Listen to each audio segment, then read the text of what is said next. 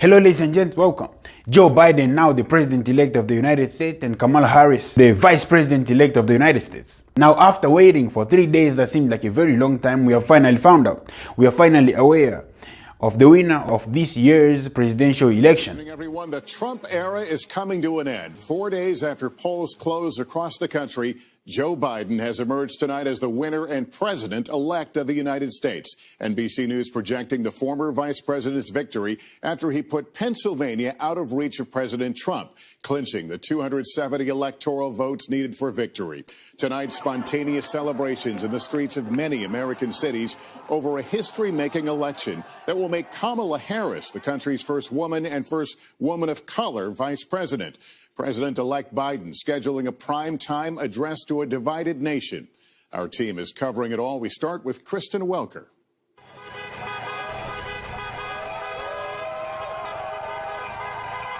There was jubilance as people flooded the streets today, celebrating a new era in American leadership, from the White House to the West Coast. All marking a history-making moment. Joe Biden poised to become the 46th president of the United States, the first person to defeat an incumbent president in nearly 3 decades. Kamala Harris is the first woman and person of color to earn the title of vice president-elect. Biden reaching the 270 electoral votes needed with a win in the state where he was born, Pennsylvania. Yup. In his first statement today, saying he is honored and vowing, "I will be a president for all Americans, whether you voted for me or not," striking a similar tone overnight. We have to put the anger and the demonization behind us.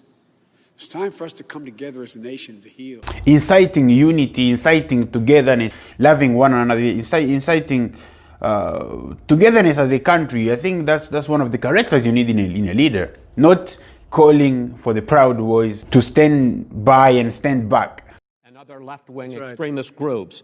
But are you willing tonight to condemn white supremacists and militia groups and to say that they need to stand down and not add to the violence in a number of these cities, as we saw in Kenosha and as we've seen in Portland? Sure, are you I'm prepared to do specifically that, but do it? Well, go ahead, sir. I would say almost everything I see is from the left wing, not from the right wing. So what are you saying? I'm willing to do anything. I want to see peace. Then do it, sir. Say it. Do it. Say it. Do you want to call him? What do you want to call him? Give me a name. Give me a white name. Supremacists and Who would white you like me to condemn? White supremacists and right Proud militia. Boys, stand back and stand by. But I mean, and that's not me projecting Biden to be a better president than Donald Trump, but I'm just saying calling for unity is one of the characters you want to have in a leader, especially a leader for a country like the United States. Now, both Kamala Harris and Joe Biden are making history. Joe Biden, in 1973, Biden became the country's youngest senator. Now he's on the cusp of becoming the oldest president. He'll be 78 when he's sworn into office. Yup, he's making history with age. Used to be the youngest senator in the House, and now he will be the oldest president. And Kamala Harris. Tonight, Vice President-elect Kamala Harris is making history too, the first woman and woman of color on a winning national ticket. This victory emotional for so many. Rahima Ellis tells us more. Kamala Harris making history. We did it, Joe. And inspiring women across the country. A black woman as a vice president, I can't even express, how amazing this feels to be represented. Your thoughts about the history that Kamala Harris is making now?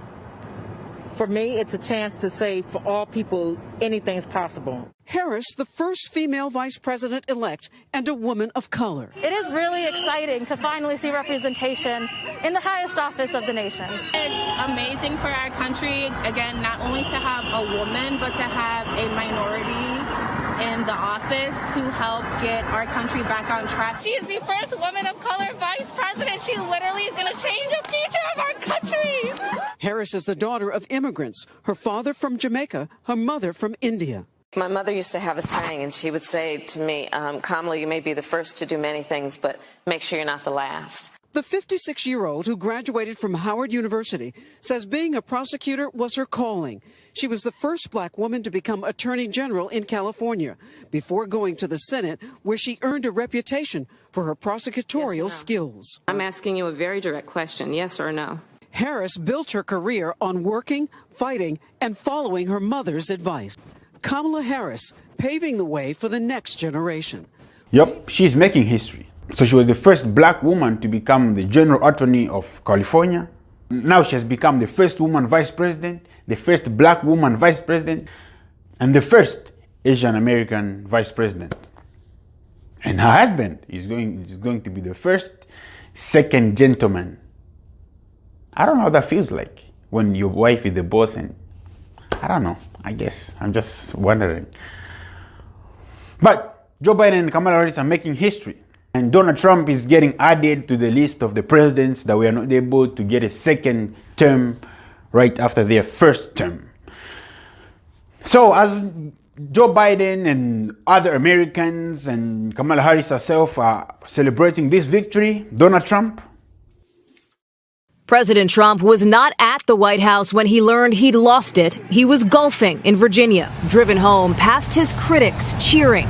Tonight, it is over for him, although he doesn't want it to be. Defiant in defeat, insisting he'll fight the results in court starting Monday. But since there's no evidence of widespread fraud in this election, that is unheard of. It's illegal. It's unconstitutional. Those challenges seem likely to fail. Advisors appearing to push a PR case more than a legal one. Now, the president's campaign manager wants allies to stay at the ready in case they're needed at protests. But the blame game's beginning, with multiple sources telling NBC News of finger-pointing, many aides already looking for their next jobs. The president himself insisting earlier, I won the election by a lot. He did not win at all, as he rejects the reality he's feared. If I lose to him, I don't know what I'm going to do. I will never speak to you again. Winning is easy. Losing is never easy. Not for me, it's not. The president's still in charge for the next 75 days, a period set to be dominated by the growing pandemic that's infected more than 9 million people, including now his own chief of staff, Mark Meadows, and 4 other White House and campaign aides, according to sources familiar with the diagnoses. It's unlikely President Trump will call President-elect Biden soon or invite him to the White House, as is tradition.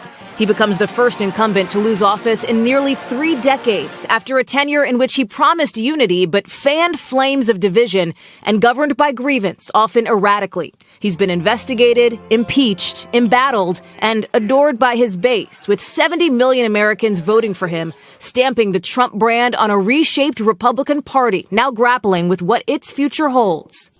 Now it's clear, Donald Trump has never been ready to lose. Has never been ready to take a loss as the man. He wants to win regardless. Because if you look back in 2016... Mr. Trump, I want to ask you about one last question in this topic. You have been warning at rallies recently that this election is rigged and that Hillary Clinton is in the process of trying to steal it from you. Your running mate, Governor Pence, pledged on Sunday that he and you, his words, will absolutely accept the result of this election. Today, your daughter Ivanka said the same thing. I want to ask you here on the stage tonight, do you make the same commitment that you will absolutely, sir, that you will absolutely accept the result of this election? I will look at it at the time. I'm not looking at anything now. I'll look at it at the time. What I've seen is so bad. First of all, the media is so dishonest and so corrupt, and the pile-on is so amazing. The New York Times actually wrote an article about it that they don't even care.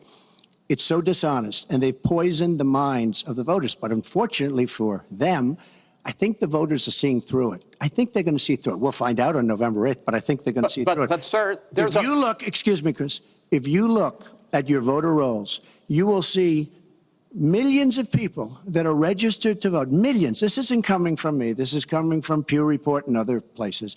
Millions of people that are registered to vote that shouldn't be registered to vote. So let me just give you one other thing. So I talk about the corrupt media. I talk about the millions of people. Tell you one other thing. She shouldn't be allowed to run. She's guilty of a very, very serious crime. She should not be allowed to run. And just in that respect, I say it's rigged because she should never, Chris, she should never have been allowed to run for the presidency based on what she did with emails and so many other things. But, sir, there is a tradition in this country. In fact, one of the prides of this country is the peaceful transition of power, and that no matter how hard fought a campaign is, that at the end of the campaign, that the loser concedes to the winner, not saying that you're necessarily going to be the loser or the winner, but that the loser concedes to the winner and that the country comes together in part for the good of the country. Are you saying you're not prepared now to commit to that principle? What I'm saying is that I will tell you at the time. I'll keep you in suspense. Well, okay? Chris, let me respond to that because that's horrifying. You know, every time Donald thinks things are not going in his direction, he claims whatever it is rigged against him. The FBI conducted a year-long investigation into my emails. They concluded there was no case. He said the FBI was rigged. He lost the Iowa caucus. He lost the Wisconsin primary. He said the Republican primary was rigged against him. Then Trump University gets sued for fraud and racketeering. He claims the court system and the federal judge is rigged against him. There was even a time when he didn't get an Emmy for his TV program 3 years in a row, and he started tweeting that the Emmys were rigged against him. Should have gotten it. This is a mindset. This is how Donald thinks. And it's funny, but it's also really troubling. Okay. Now, that is not the way our democracy works. We've been around for 240 years. We've had free and fair elections. We've accepted the outcomes when we may not have liked them.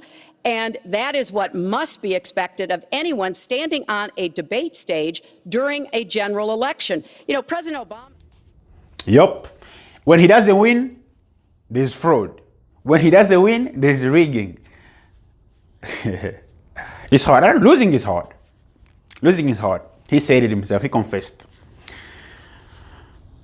You know, but you ought to take it. You ought to take it. You cannot dispute the elections just because you cannot take a loss. No, dispute the election if there is actually fraud. So, you know, there's been a lot of things that people have been talking. Oh, there was ballots. Somebody was signing the ballots and all this stuff.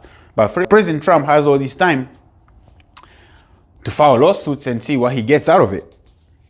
But I think Donald Trump's loss can be explained. You know, first, COVID-19 played against him. Oh, yeah. COVID-19 was a huge disadvantage to him. The fact that we had more than 200,000 people dead. I think we're heading towards 250,000 people. So that played very much against him. The fact that he was downplaying, the fact that he has been downplaying the virus from the beginning. From day one, he has been saying it's gonna go like a flu, he will just pass by, he doesn't even wear a mask. And even recently when he revealed that he knew from day one that this virus was grave. He knew how grave it was, he knew how severe it was, but he was just downplaying it. Revealing that to the public was also maybe a mistake because Democrats used that to discredit him. Another possible contributing factor that's explaining his loss is the fact that Donald Trump spent all this time from day one to the election day contesting mail-in voting. He was saying he didn't want mail-in votes. He didn't want people to vote by mail, which was discouraging people. And guess who was getting discouraged? The people that follow him, the people that believe in him, the people that listen to him. They are the people that were mostly getting discouraged. Because the people that don't follow him, they won't listen to him as much as the people that actually follow him, the people that support him. So, which makes it a disadvantage for him because all those mail-in votes were not in his favor, which is what can explain the change in some states where he was leading and then all of a sudden it changes. That's when even himself, he said, This is a fraud on the American public. This is an embarrassment to our country. We were getting ready to win this election. Frankly, we did win this election. I think that's what explains what is happening because the people that voted by mail mostly seemed like they were people that were voting for Democrats because at that time Trump was telling people to not vote by mail because he didn't like the voting by mail because he thought it would be a fraud. They will easily rig election by the voting by mail. So that can be a contributing factor that's explaining his loss. So as Trump is contesting and disputing and refusing to concede to these results, and as we are waiting for what will be the end, and as we wait what the decision of the courts will be, Kamala Harris and Joe Biden are getting ready and making plans to how they are going to serve the American people. That's right, ladies and gents. So ladies and gents, as you can see, it seems like there's still peace. So let's keep peace. Ladies and gents, may God be with us, may God protect us, and we are still together.